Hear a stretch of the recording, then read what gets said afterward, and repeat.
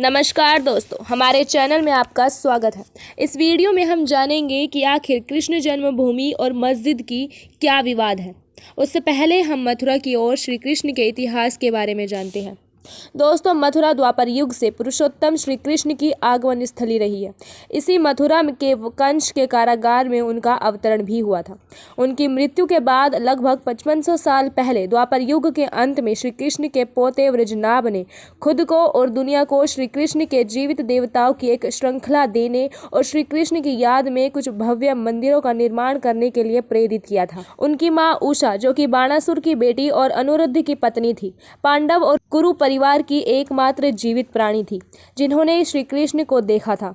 वृषनाभ एक उत्कृष्ट मूर्तिकार भी थे। इसी दौरान अपनी मां उषा के प्रोत्साहन से उन्होंने श्री कृष्ण की विभिन्न लीलाओं को याद करते हुए उनकी विग्रहों की मूर्तियां बनाई। उन्होंने 4 देव हरिदेव, केशव देव, गोविंद देव और बलदेव भी बनाए और चारों देवों को भव्य मंदिर भी समर्पित किए। दोस्तों, उन्होंने श्री कृष्ण जन्मभूमि पर मंदिरों का निर्माण कराया, ठीक उसी जेल कक्ष के शीर्ष पर जहां श्री कृष्ण का जन्म हुआ था। हालांकि यह मंदिर नष्ट हो गया और देवता कहीं खो गए, जिसका आधुनिक इतिहास पता नहीं लगा सके हैं।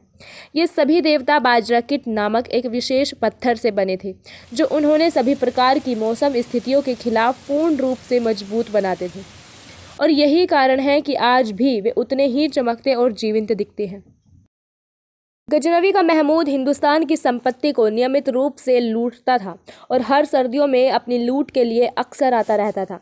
महमूद के गजनवी के लोगों ने घोषणा की कि यह पुरुषों की नहीं बल्कि जिन की करतूतें थी, क्योंकि शहर की दीवार कठोर पत्थर से बनाई गई थी और इसमें नदी की ओर खुलने वाले 2 द्वार भी थे जो बहुत ऊंचे थे और बाढ़ से बचाने के लिए विशाल तहखाना था, क्योंकि यह यमुना के तट पर स्थित था और उस समय बहुत बड़ा था और बड़े पैमाने पर था।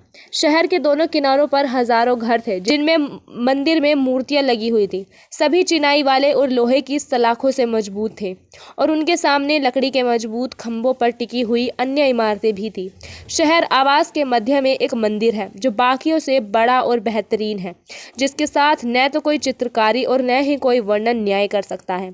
सुल्तान ने इसका आदर करते हुए इस प्रकार लिखा कि यदि कोई इसके बराबर भवन बनाना चाहे तो वह 100 मिलियन दिनार खर्च किए बिना ऐसा नहीं कर पाएगा, और इस कार्य में कम से कम 200 वर्ष तो लगेंगे ही, भले ही सबसे सक्षम व्यक्ति ही क्यों ना हो और अनुभवी कारीगरों को नियुक्त ही क्यों ना करा हो। इस शानदार संरचना का उल्लेख प्रसिद्ध चीनी यात्री हेन त्सोंग के नोट्स में मिलता है, जो कन्नौज या वर्तमान कुरुक्षेत्र के सम्राट हर्षवर्धन के शासनकाल के दौरान भारत आए थे। आदेश दिए गए कि सभी मंदिरों आग से जला दिया जाए और जमीन से समतल कर दिया जाए। शहर को 20 दिनों के अंदर अंदर लूटने के लिए छोड़ दिया गया। कहा जाता है कि लूट में माणिक की आंखों और अन्य कीमती पत्थरों से सजी हुई सोने की 5 बड़ी मूर्तियां थी। साथ ही सबसे बड़ी संख्या में छोटी चांदी की मूर्तियां भी थी, जो टूटने पर 100 से अधिक ऊंटों के बोझ में तब्दील हो गई। लूट की कुल कीमत 3 लाख रुपए आंकी गई, जबकि बंदी बनाए गए हिंदुओं की संख्या 5000 से अधिक थी।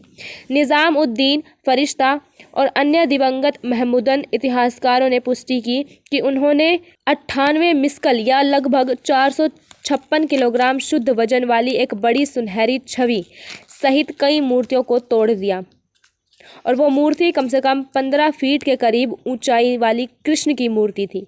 सोना और 450 मिस्कल या लगभग 2.09 किलोग्राम वजन का नीलाम ले गए। इस जीत से सुल्तान को केवल केशव देव मंदिर को लूटने से अन्य लूट के अलावा 185 बेहतरीन हाथी प्राप्त हुए।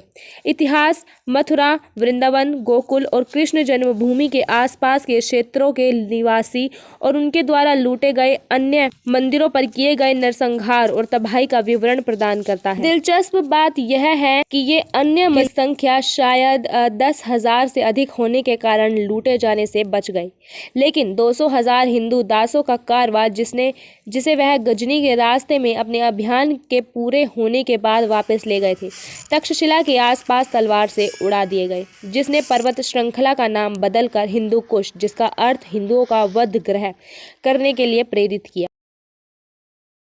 साइट की पुरातत्व खुदाई से 6ठी शताब्दी ईसा पूर्व के मिट्टी के बर्तन और टेराकोटा का पता चलता है, जो स्पष्ट रूप से वज्रनाभ और चंद्रगुप्त मौर्य निर्मित और विद्यमान मंदिर की ओर इशारा करता है। यह भव्य इमारत, जिसे महमूद गजनवी ने लूटा था, लगभग 400 ईस्वी में बनाई गई थी। 2 दिसंबर 1018 ईस्वी में महमूद गजनवी ने मथुरा पर आक्रमण कर उसे लूट लिया। गजनी ने सभी मंदिरों को जलाकर ध्वस्त करने का आदेश दिया था। अपुष्ट सूत्रों का कहना है 15 फीट ऊंची श्री कृष्ण की मूर्ति सोने की थी और नीलमणि की आंखें थी, गर्भगृह के अंदर लटकी हुई अवस्था में रखी थी, जिसे बेहद मजबूत चुंबकों द्वारा समर्पित किया गया था। एक ऐसी तकनीक जिसका उल्लेख हमें सोमांत और कोणार्क सूर्य में मिलता है। मंदिर की प्राचीन संरचना क्रमशः गजनी और कालापाड़ द्वारा लूटे जाने से पहले की है। बहुत बाद में 1672 में रमज़ान के महीने के दौरान जब मुगल सम्राट औरंगज़ेब ने लाल बलुआ पत्थर से बने इस खूबसूरत मंदिर के चौथे संस्करण को लूट लिया और एक अष्टकोणीय संरचना जिसे बुंदेलखंड के महाराजा श्री वीर सिंह बुंदेला, जिन्होंने ओरछा चतुर्भुज मंदिर भी बनवाया था, उनके द्वारा श्री कृष्ण जन्मभूमि पर उन्होंने इस भव्य संरचना के लिए 81 मीट्रिक टन सोना दान किया था। आलमगीर ने जानबूझकर देवकी और वसुदेव के जेल कक्ष के आसपास के क्षेत्र को नष्ट कर दिया। ऐसा कहा जाता है कि शाही ईदगाह का निर्माण मूल मंदिर के सभा मंडप पर किया गया था और गर्भगृह बचा हुआ था। इसे जेल के कोठरी का वह स्थान माना जाता है जहां श्री कृष्ण का जन्म हुआ था। उस स्थान पर विशाल बरामदे के साथ एक संगमरमर का मंडप और एक भूमिगत जेल कक्ष बनाया गया था। इसके पास ही 8 हाथों वाली देवी योगमाया को समर्पित एक मंदिर भी है। यह शाही ईदगाह की पिछली दीवार के सामने स्थित है। हालांकि इस तथ्य को स्थापित नहीं किया जा सका और पूरी संभावना है कि श्री कृष्ण का असली जेल कक्ष अभी भी वर्तमान ईदगाह के अंदर ही स्थित है। श्री कृष्ण जन्मभूमि से संबंधित घटनाओं का संक्षिप्त विवरण दिया गया है। वज्रनाभ द्वारा पहली संरचना हुई थी लगभग 3000 ईसा पूर्व, जिसे कि नष्ट कर दिया गया। दूसरी संरचना चंद्रगुप्त मौर्य 400 ईस्वी में की थी, लेकिन गजनी के महमूद द्वारा 1018 ईस्वी में नष्ट कर दी गई। विजयपाल देव ने शासक काल में जज्जा द्वारा तीसरी संरचना की गई थी, जिसे सिकंदर लोधी द्वारा नष्ट कर दिया गया। चौथी और आखिरी संरचना का निर्माण ओरछा के राजा महाराज वीर सिंह बुंदेला ने मुगल सम्राट जहांगीर के संरक्षण में करवाया था, लेकिन 1670 ईस्वी में सम्राट औरंगजेब ने इसे नष्ट कर दिया। यह भी लाल बलुआ पत्थर की एक भव्य संरचना थी। दोस्तों, अब बात करते हैं कि कोर्ट क्या कहती है। दोस्तों, 13.37 एकड़ भूमि के स्वामित्व की मांग को लेकर मथुरा कोर्ट में केस चल रहा है। याचिका में पूरी जमीन लेने और श्री कृष्ण जन्मभूमि के बराबर में बनी शाही ईदगाह मस्जिद को हटाने की मांग की गई है। याचिकाकर्ताओं ने विवादित स्थल की वीडियोग्राफी और फोटोग्राफी कराने की भी मांग की थी। मामले की सुनवाई जल्द कराने के लिए याचिकाकर्ताएं हाई कोर्ट तक गया।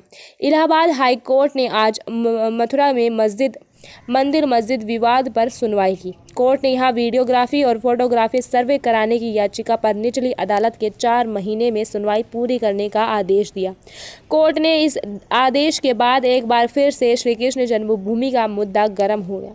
लोग इस पूरे विवाद की जड़ जानने की कोशिश कर रहे हैं। कोर्ट ने कहा कि निचली अदालत मामले में 4 महीने में सुनवाई पूरी करे। निचली अदालत में मस्जिद के सर्वे कराने को लेकर अर्जी दाखिल की गई, जिस पर सुनवाई चल रही है। शाही ईदगाह मस्जिद मथुरा शहर में श्री कृष्ण जन्मभूमि मंदिर परिसर से सटी हुई है। 12 अक्टूबर 1988 को श्री कृष्ण जन्मस्थान सेवा संस्थान ने शाही मस्जिद ईदगाह ट्रस्ट के साथ एक समझौता किया। समझौते में 13.37 एकड़ जमीन पर मंदिर और मस्जिद दोनों के बने रहने की बात है। पूरा विवाद इसी 13.37 एकड़ जमीन को लेकर है। इस जमीन में से 10.9 एकड़ जमीन श्री कृष्ण जन्मस्थान और 2.5 एकड़ जमीन शाही ईदगाह मस्जिद के पास है। अब हिंदू पक्ष पूरी 13.37 एकड़ जमीन पर कब्जे की मांग कर रहा है। इतिहास कह रहा है कि औरंगजेब ने श्री कृष्ण जन्मस्थली पर बने प्राचीन केशवनाथ मंदिर को नष्ट करके उसी जगह 1670 में शाही ईदगाह मस्जिद का निर्माण कराया था। 1770 में गोवर्धन में मुगलों और मराठाओं में जंग हुई। इसमें मराठा जीते। जीत के बाद मराठाओं ने फिर से मंदिर का निर्माण कराया। 1935 में इलाहाबाद हाई कोर्ट ने 13.37 एकड़ की भूमि बनारस के राजा कृष्णदेव दास को आवंटित कर दी। 1951 में श्री कृष्ण जन्मभूमि ट्रस्ट ने यह भूमि अधिग्रहित कर ली। दोस्तों, आपको क्या लगता है कमेंट में ज़रूर बताएं और वीडियो अच्छी लगे तो चैनल को सब्सक्राइब ज़रूर करें। धन्यवाद।